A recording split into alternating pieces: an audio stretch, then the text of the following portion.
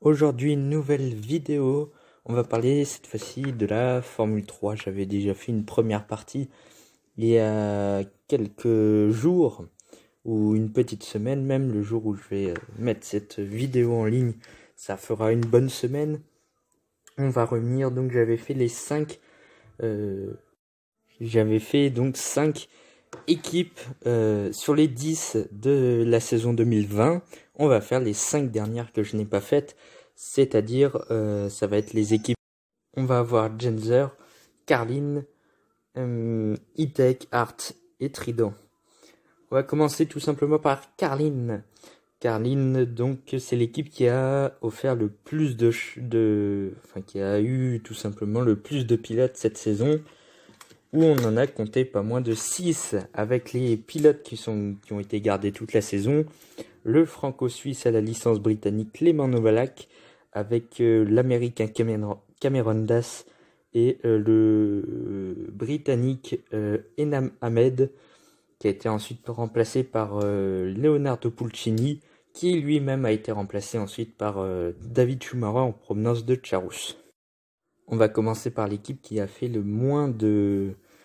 Le pilote qui a fait le moins de Grand Prix cette saison, c'est-à-dire 2.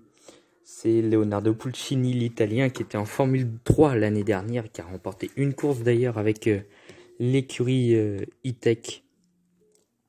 Cette année, il n'a fait qu'un week-end de course, c'était pour le Grand Prix d'Espagne, pour remplacer le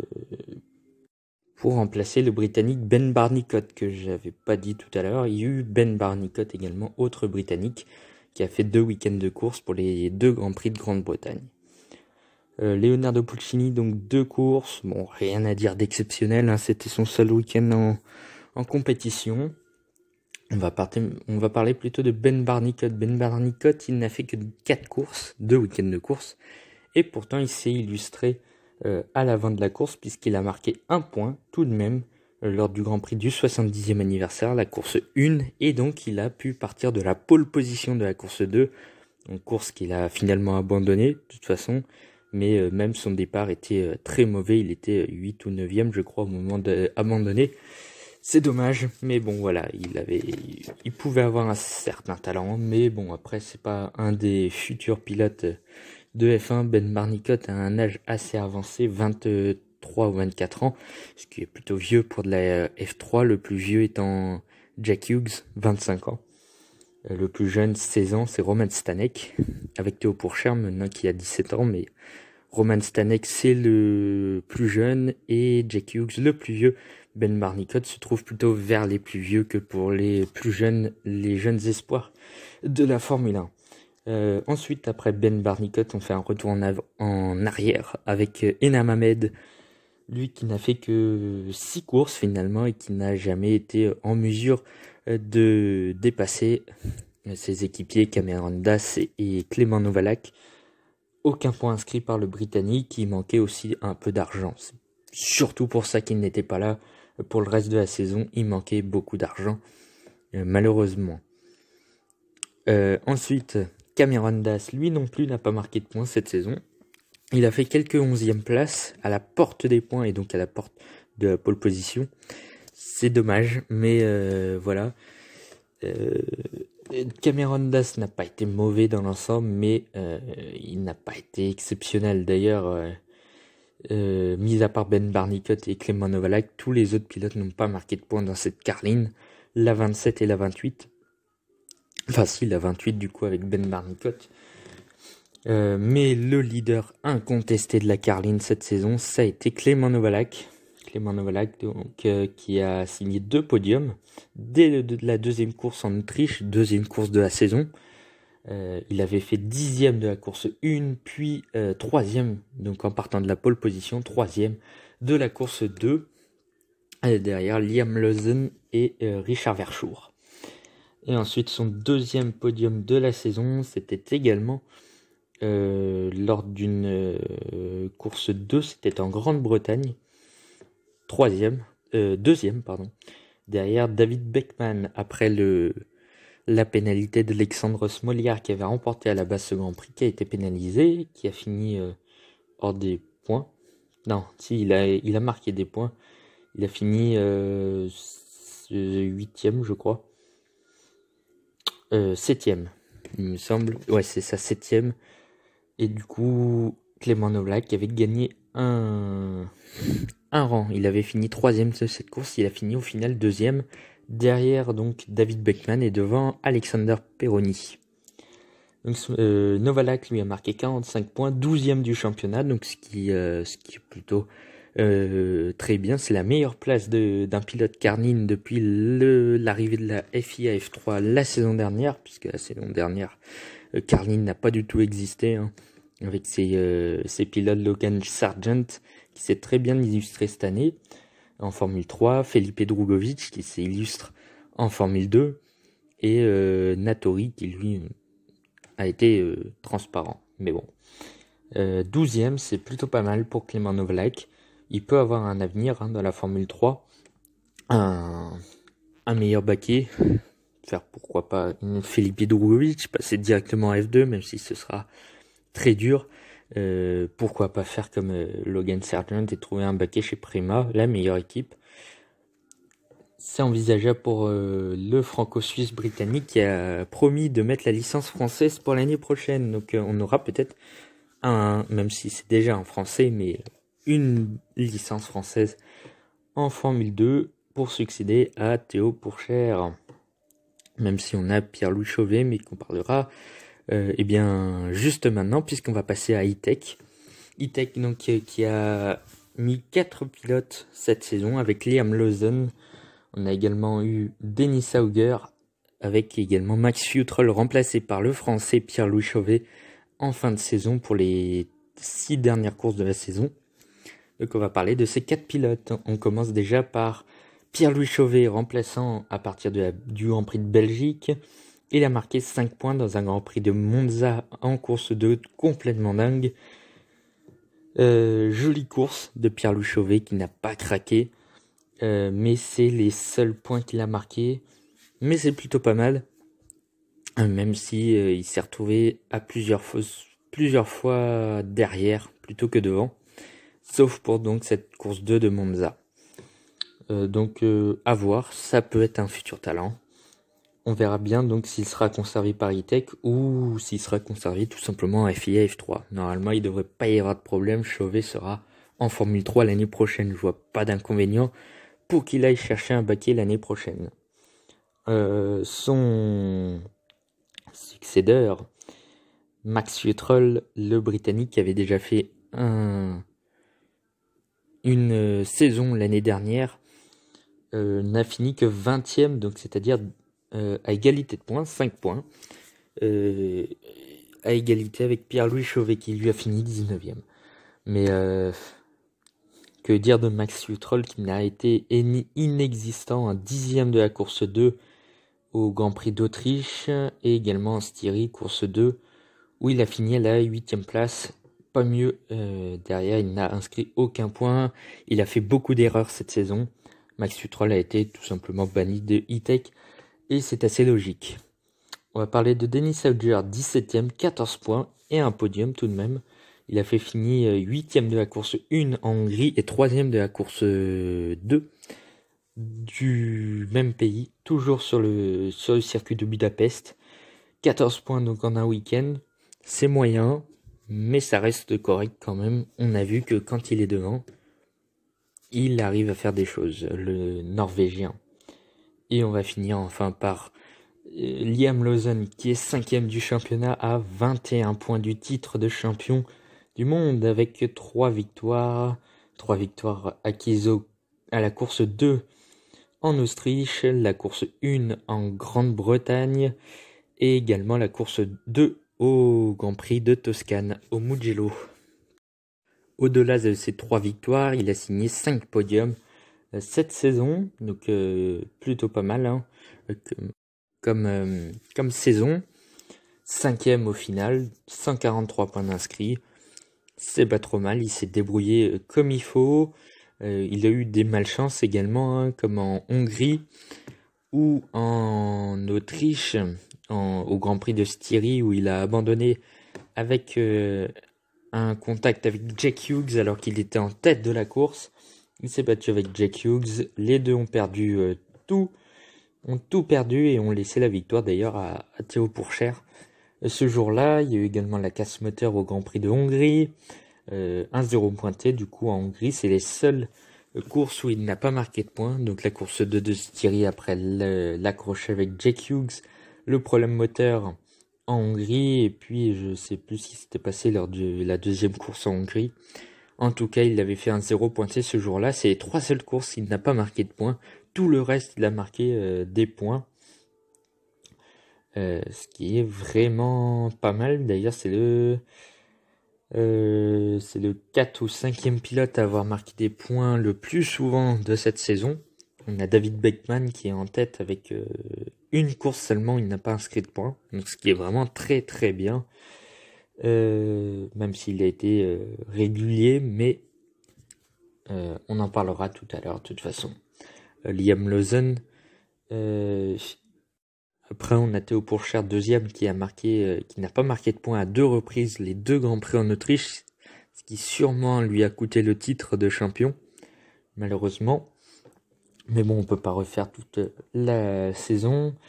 On a également Oscar Piastri, le champion justement, 3 Grands Prix 100 points à égalité, donc avec Lawson. Derrière, tout le monde a plus de Grands Prix 100 points. Donc, pour E-Tech, c'est donc fini. On va parler cette fois-ci de l'équipe Trident. Trident, donc avec l'Allemand David Beckman qui a remplacé au pied levé en Autriche Devlin De Francesco qui devait prendre le baquet à la base. Il a été remplacé à la dernière minute par David Beckman, un peu comme Nico Kari avec Roman Stanek. Donc David Beckman qui a été entouré par Lyrim Zandeli et Oli Coldwell. Oli Coldwell, lui, qui a été le moins bon des 3 pilotes, un 16e avec seulement 18 points marqués. Une belle course lors de la course 1 en Belgique. À part ça, il n'a pas été flamboyant à 5 points aux 2 Grands Prix en Styrie, 6 points au Grand Prix de Belgique, 2 points la course 2 à Monza. 4 Grands Prix dans les points avec ce qu'ont fait Zandeli et Beckman. C'est tout simplement pas assez pour le Britannique, mais je pense qu'il mérite quand même un petit baquet pour la Formule 3 en 2021. Affaire à suivre. Pour David Beckman, 139,5 points de marqué, 6e au championnat, plutôt pas mal. Avec 2 victoires donc pour l'Allemand, la course 2 au Grand Prix de Hongrie, qui a été gagnée plus sur tapis vert, puisque Ben Viscal s'était fait pénaliser, et au Grand Prix de Grande-Bretagne, victoire sur tapis vert encore une fois avec la pénalité du Russe Smolyar. Donc finalement ces 2 victoires il les a remportées plus sur tapis vert, mais ça, il les mérite quand même. Il en méritait au moins une. L'année dernière chez Art Grand Prix il avait été très décevant, David Beckman. Cette année il a été plutôt bon, mais je ne vois pas en lui le futur talent de la Formule 1. Dire qu'il mérite un baquet en F3 l'année prochaine, ça va être dur quand même. Il mériterait, mais vraiment, vraiment limite. Il a fait d'autres podiums, bien évidemment. Hein. Il a fait également, si je me souviens bien, au-delà de ces 2 victoires en Hongrie et au Grand Prix de Grande-Bretagne, il a fait un podium également au Grand Prix de Belgique. Et d'ailleurs, c'est ses seuls podiums. Il en a fait que 3, c'est pas beaucoup. Mais bon, voilà, il a été assez régulier. Comme je vous l'ai dit tout à l'heure, c'est le pilote qui a marqué de points sur le plus grand nombre de Grands Prix. Il y avait tout simplement 18 Grands Prix. Il en a marqué à 17 reprises, manquant seulement la course 2 à Monza. C'est le seul Grand Prix où il n'a pas marqué de points cette saison. Encore, et bien finalement c'est le meilleur des pilotes Trident, hein, finalement 6e. Il est devant, et très largement d'ailleurs, devant l'autre Allemand, Lyrim Zandeli, qui vient tout droit de l'écurie Sauber by Charus, qui est aujourd'hui Charus tout simplement. Zandeli seulement 8e avec 54 points, c'est dommage parce qu'il a remporté seulement une course en Belgique, mais il l'a remporté de main de maître. Il a également malheureusement perdu de peu la deuxième course au Grand Prix du 70e anniversaire face à Ben Viscal dans le dernier virage, comme vous voyez sur la photo actuellement. Il avait perdu donc dans le dernier virage la victoire face au Néerlandais Ben Viscal, qui 3 semaines avant, un mois même avant, 3-4 semaines avant, en Hongrie avait déjà remporté la course mais pénalisé, donc il n'avait pas gagné tout simplement, il était même pas dans les points, Ben Viscal, après une safety car. L'Airim Zendeli, donc une victoire seulement. Bon, un podium au 70e anniversaire, un podium en Toscane pour la course 1, 3 podiums au total, donc c'est moins bon que David Beckman, mais on l'a senti beaucoup plus à l'aise que David Beckman. Il a eu 3 week-ends même, où il n'a pas remporté de points. Donc voilà, à part ces 3 week-ends, il n'y a qu'une course au Mugello lors de la course 2 où il n'avait pas marqué de points. L'Airim Zendeli, après il y a eu le Grand Prix le week-end en Hongrie, le week-end en Grande-Bretagne et le week-end en Espagne où il n'a inscrit 0 points. C'est dommage, ça fait lourd. Il aurait pu remporter si on dit une dizaine de points par week-end, ça fait 30 points. Ouais, il aurait été à hauteur de David Beckman, donc bon. C'est dommage pour l'Airim Zendeli, mais il a fait preuve d'une solidité quand même. L'Allemand qui mérite, je dirais qu'il mériterait quand même un baquet en Formule 3, ça c'est clair et net, il le mérite. En Formule 2, pourquoi pas un baquet en Formule 2? De toute façon, il serait pas pire qu'un Guilherme Samaia ou un Marino Sato, par exemple. Et pour pas citer Mahavir Raghunathan, mais c'est du passé. Ça, c'est donc pour l'écurie Trident, donc avec ces 3 pilotes, Beckman, Zendeli, Coldwell. Je vous ai pas parlé du crash de Coldwell pour le Grand Prix de Grande-Bretagne avec Lucas Donner. Crash assez impressionnant du pilote britannique, sain et sauf, l'Autrichien aussi. Donc tant mieux, mais ça a été assez impressionnant cet accident d'Ollie Coldwell. Voilà pour clôturer donc ce long discours sur l'écurie Trident, deuxième, un vice-championne, très très très loin derrière Prema, de toute façon. Mais bon, voilà, elle a été très régulière cette équipe, elle a marqué des points à tous les grands prix, à part Hart et E-Tech. Toutes les équipes n'ont pas marqué des points à chaque grand prix. Même Prema, championne haut la main, a eu un grand prix 100, c'était lors du grand prix de Monza avec l'accrochage Vesti Sargent et puis l'abandon de Piastri sur un crash, je crois, au premier virage. On passe à Genzer Motorsport, 9e et avant-dernière de la saison, 11 points, 11 petits points remportés sur le week-end d'Espagne, 10e en Espagne et un podium tout de même pour l'écurie suisse, 3e lors de la course 2 en Espagne. Tout ça grâce à un seul et même homme, l'Italien et neveu de Alessandro Nannini. C'est tout simplement Matteo Nannini qui a fini 18e de la saison, 11 points, donc avec les 2 courses en Espagne, c'est 2 seuls points inscrits, mais il a fait du très bon boulot quand même.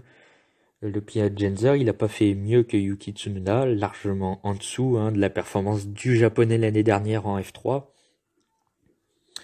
Nannini a été clairement le meilleur pilote Genzer de cette saison, derrière ses équipiers Federico Malvestiti et également le pilote australien Callan Williams. Donc Matteo Nannini est monté donc sur le podium du Grand Prix d'Espagne, comme vous le voyez, derrière les 2 Australiens, Oscar Piastri et Alexander Peroni. Matteo Nannini a fait une moyenne saison. Le podium en Espagne l'a sauvé, mais à part ça, bon, il n'a pas fait grand-chose. Il a juste essayé de faire ce qu'il pouvait avec la voiture qu'il avait. C'était pas non plus la meilleure des voitures. On l'a bien vu déjà l'année dernière, Yuki Tsunoda qui s'est vraiment très bien débrouillé la saison dernière. Par contre, cette saison, Genzer était largement en dessous des autres. Elle devrait même être derrière Charousse qui est dernière du championnat. Bon, 6 points devant Charousse, mais bon, c'est comme ça. Donc Federico Malvestiti, l'italien, qui donc a fini 30e du championnat avec aucun point de marqué, tout comme Callan Williams, 31e, 30 et 31e, donc bon, c'est pas terrible pour les pilotes Genzer. Malvestiti, lui, c'était la deuxième saison en F3, même s'il avait fait seulement quelques grands prix la saison dernière. Mais justement, il aurait pu utiliser ces quelques courses qu'il avait fait pour, pourquoi pas, se montrer d'un niveau un peu plus haut que celui qu'il a affiché cette année. Il aurait pu minimum marquer un point. Bon, même si la voiture est pas top, je pense qu'il aurait pu. Si Matteo Nannini a réussi à le faire, les autres auraient dû réussir à le faire. On peut avoir l'excuse pour Callan Williams qu'il est rookie, mais pour Federico Malvestiti, en plus il était déjà dans la Yenzer l'année dernière, donc il connaît la voiture. Mais voilà, ça n'a pas été vraiment terrible pour lui cette année. Déjà l'année dernière, Genzer était pas top. Ils se sont surtout reposés sur un excellent Yuki Tsunoda l'année dernière pour Yenzer, qui a marqué d'ailleurs le japonais. Il a marqué la totalité des points de l'écurie suisse l'an dernier. Voilà, Yenzer n'a jamais été vraiment excellent, mis à part donc leur pilote phare qui est maintenant en Formule 2, quatrième de Formule 2, Yuki Tsunoda. Personne, à part Nannini, n'a marqué de points encore dans cette équipe. Il n'y a que Tsunoda et Nannini. Donc on voit bien la faiblesse de cette équipe Yenzer. Et donc l'Australien Callan Williams, donc troisième pilote appelé par la Yenzer, aux côtés des deux Italiens, Malvestiti et Nannini. Bon, Williams a été à peine mieux que Federico Malvestiti, malheureusement. Ça n'a pas été top pour le pilote australien. Callan Williams, je sais même plus dans quelles circonstances il s'est retrouvé à l'avant de la course en Hongrie pour un virage. Je sais même plus. Ah bah c'était la course 1. Il avait fait une très belle qualification en Hongrie. Et il était parti 4 ou 3e, je sais plus. Et malheureusement, sa course s'est arrêtée au premier virage avec un accident. C'est dommage, il aurait pu marquer ses premiers points à ce coup-ci. Mais à part ça, il n'a jamais été très flamboyant avec son équipe. On passe à Art Grand Prix, l'écurie française, 3e du championnat. 3e donc, avec 10,5 points de retard sur Trident seulement pour la deuxième place. Ça peut être frustrant pour l'écurie française. Art a été moyen, honnêtement. Finalement, comme l'année dernière, Art avait mis Christian Lundgaard avec, je sais même plus qui étaient ses équipiers, David Beckman et je me rappelle plus du troisième pilote Art de l'année dernière. C'était Max Futrell, le troisième pilote Art Grand Prix. Bon, un peu à l'image de 2019, 2020 était... il y a un pilote parmi les 3 qui ont brillé. Les 2 autres ont fait vraiment du moyen avec la voiture qu'ils ont. L'année dernière, c'était Christian Lundgaard qui s'était bien mis en valeur et qui avait d'ailleurs fini la saison en Formule 2 à Abu Dhabi dans la HWA. Non, c'était pas la Arden, c'était je sais même plus dans quelle équipe Lundgaard était en F2 l'année dernière pour le dernier week-end. Mais en tout cas, bon, il n'avait pas été excellent. Mais bon, ses équipiers Futrell avait fait du bon boulot, mais sans plus. Et David Beckman était dans les choux. Cette année, pareil, on a eu un homme qui s'est vraiment porté comme le leader de l'équipe Art, c'est le français Théo Pourchaire. Vice-champion du monde cette année, il a réussi à battre les 2 des 3 Prema du coup. Parce que l'année dernière, Prema avait fait un triplé au championnat, 1, 2 et 3e, avec son trio d'enfer, Schwarzman, Armstrong, Daruvala. Et cette année, Piastri a donc été champion et Sargent Vesti ont été battus par Pourchère cette saison. Théo Pourchère, lui, est vice-champion du monde pour 1 point et a manqué le titre pour 3 points. Il peut, sans vouloir d'avoir raté son premier week-end de la saison en Autriche, il avait fait un 0 pointé sur les 2 courses. Il peut, sans vouloir, très très fort quand même, parce qu'il aurait pu marquer quelques points. Et quelques points, et ben, ça lui aurait fait gagner le titre. Mais on va pas refaire l'histoire, c'est comme ça. Pourchère est vice-champion, et lui aussi, à l'image d'un Christian Lundgaard en 2019, a réussi à monter en Formule 2 avant même la saison prochaine, puisqu'il est actuellement dans la HWA pour remplacer son ancien adversaire de la Formule 3, Jake Hughes, qui était monté dans la HWA pour remplacer Giuliano Alesi.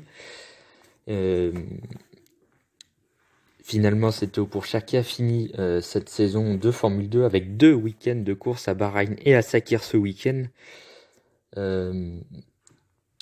Du coup, Pourchère est en Formule 2 maintenant. En Formule 3, il a vraiment été bon, hein, deux victoires seulement pourtant.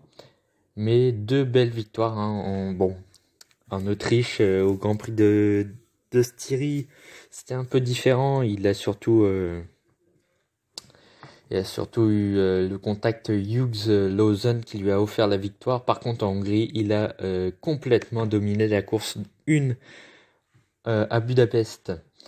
À part ça, il a été très régulier, hein, à part les 2 courses à Spielberg pour le Grand Prix d'Autriche et la première course de Grande-Bretagne. Il a marqué des points à chaque reprise. Ses équipiers, en tout cas, Alexandre Smoliar, 11e avec 59 points. Il aurait pu gagner le Grand Prix de Grande-Bretagne. Malheureusement déclassé à cause de zigzags dans les lignes droites, ce qui est tout à fait normal.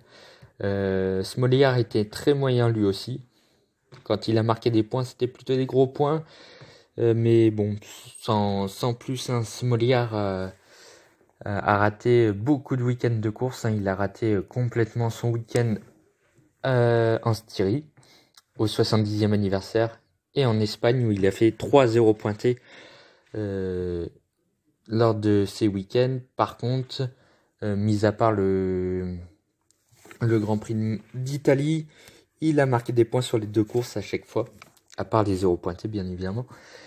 Mais ça a été à chaque fois des grosses courses. Il a fait un podium cette saison, c'était une 3e place en Italie justement, en partant très loin derrière. Il a réussi à finir 3e, c'était sa seule vraie belle course de la saison, à part en Grande-Bretagne bien évidemment. Malheureusement, il a été pénalisé, c'était aux courses 2. Il avait été pénalisé, ce qui avait offert la victoire à David Beckmann et qui avait fait remonter d'un rang Clément Novalak, le franco-suisse qui était remonté de la 3e à la 2e place et monté sur le podium, Alix Peroni du coup. L'équipier de ces 2 hommes-là, de Pourchère et Smoliar, c'est l'Espagnol Sébastien Fernandez qui était en Formule 3 déjà l'année dernière chez Campos, qui était une équipe vraiment moyenne, voire très très basse. Fernandez, c'est encore pire que Smoliar, 31 points marqués seulement. Pour meilleur résultat, c'est une 5e place à la course. Non, c'est une 3e place. Je suis en train de m'emmêler les pinceaux. Non, c'est 5e à la course 1 en Hongrie. Il a fait une pole surprise quand même en Autriche pour le premier week-end. Malheureusement, ça s'est fini à la 8e place, c'est un peu loin. Beaucoup de courses, il n'a pas marqué de points. Et d'ailleurs, il n'a marqué que 6 points lors des 12 dernières courses, je crois. Hein, c'est ça. Il n'a marqué que 6 points lors des 11 dernières manches de la saison. 6 points, 25 points donc en 7 week-ends de course. C'est très très très moyen de la part de l'Espagnol. Honnêtement, il ne mérite pas un baquet pour l'année prochaine en Formule 3, à comparer de Smoliar qui lui, je pense qu'il aura un baquet. Il a été moyen, mais ça peut passer. Donc on verra ça pour la saison prochaine. pour la saison de Formule 3 2021.